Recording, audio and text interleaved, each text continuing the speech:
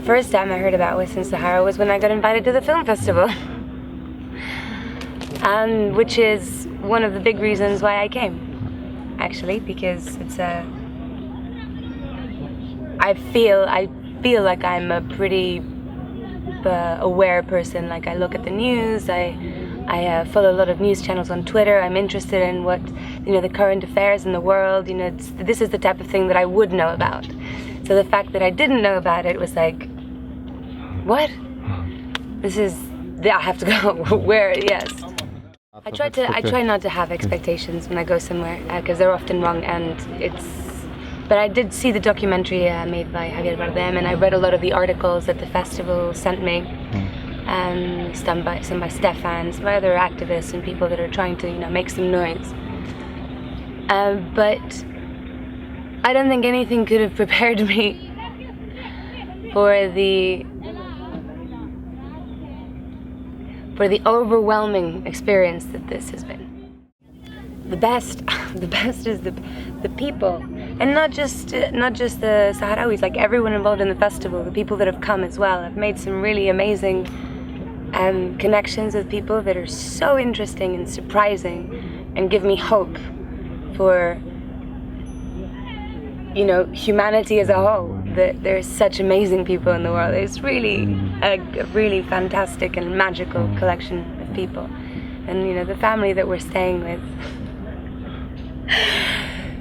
Those guys are really special, They don't speak a word of Spanish, so we communicate mainly by pointing and laughing. We laugh a lot. It's a lot of laughter and a lot of pointing at things and trying to and failing totally miserably. But they've taken us into their homes, and the hospitality, the Sahrawi hospitality that is talked about a lot.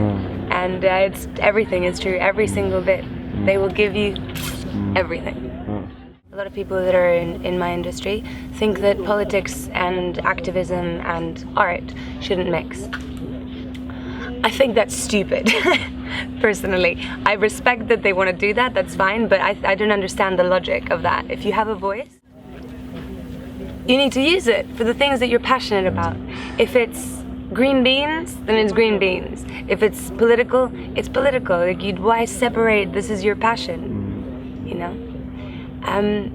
and that's really primarily where my work is gonna come.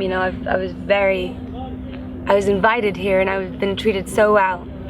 And the festival took me in, and then the Sahrawi people took me in, and so now my work begins as soon as I land in London.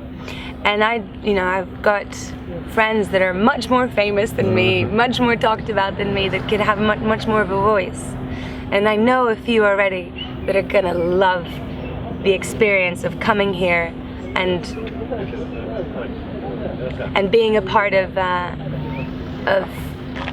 real change. And I think, real change needs to happen, but for that to happen, we all need to come, and we all need to live here for, a week and share an experience and hear the stories and talk to people, and then go back and talk some more and make some noise.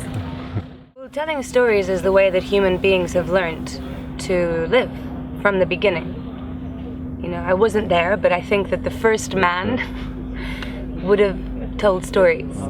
Like, I went to the forest and I picked that bean, and that bean made me sick, so don't go and pick that bean. That's how we learn. So we need to tell the story of the Sahrawi people, so that we can learn from what is happening here, and take the good and throw away the bad. But I also think there's an adjustment of narrative that would be interesting if it happened, because a lot of the rhetoric that we've been listening to since we got to the festival has been about this sort of the referendum being a cornerstone of everything. A lot of the identity surrounding the Saharawi people is over the fact that this is a refugee camp and you're not at home. And we need the referendum, and but there's so much more to the Sahrawi people. I've been learning about the stars. I've been learning about the stars so much. I love the stars. I'm a big star fan. We've been learning about the stars, how to read them, I think that takes a lifetime, but we've been getting like information so much about the culture and the respect that you have for your elders. Yeah, The Saharawi identity is not only an identity of a refugee, And it is also the identity of all of the history that came before and all of the history that will happen after the referendum. You know, we need to start talking about that. The dreams. I would love to see a Saharawi film about the ideal situation, like the absolute utopia of what would happen when you go home. That would be like, I want to make that film. I want to make that film with you guys. Short term, the referendum. Yeah. Let's be honest. That is, you know, it's a very important step. And long term, I think